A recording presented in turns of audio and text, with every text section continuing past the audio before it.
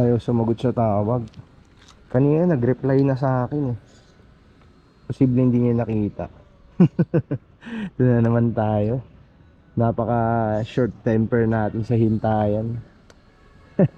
Eh ang over pa talaga ako sa sa pag-MC taxi. Ma'am Samantha po. Ito po nga. Ay wait lang.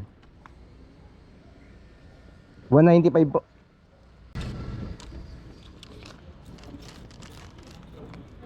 Ay okay na po.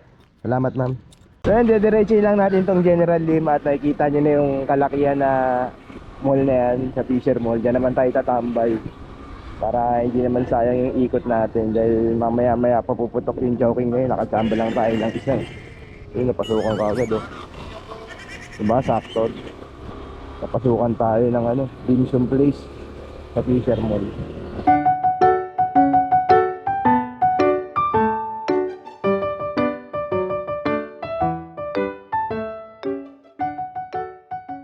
Nakuha na natin yung natin, deliver natin yun. Medyo hintay tayo ng matagal. Eh given naman na yun kapag mga fine dining restaurants, lalo ng mga Chinese cuisine, eh medyo may katagalan yan. Kaya sa pag-grab food eh, kailangan talaga pasensya. At sa akin okay lang, hindi naman ako ganun mamadali. Medyo yung mood natin eh chill lang. Ibang rider to nagagalit dahil natagalan. Ako naiintindihan ko naman yun dahil per booking yung bayad sa amin. So kung mas maraming booking na papasok at mabilis na ilalabas yung pagkain, eh makakarami kami.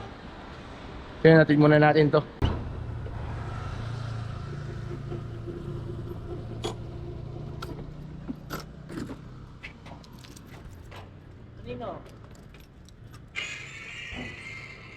Unit A sir.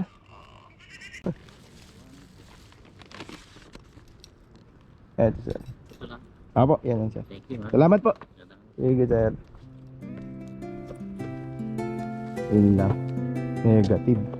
Kapag mga agwardya yung kumukuha, matik. Talagang harang yung tip dyan. Hindi ko naman nila lahat. Pero marami rin akong senaryo na ganun.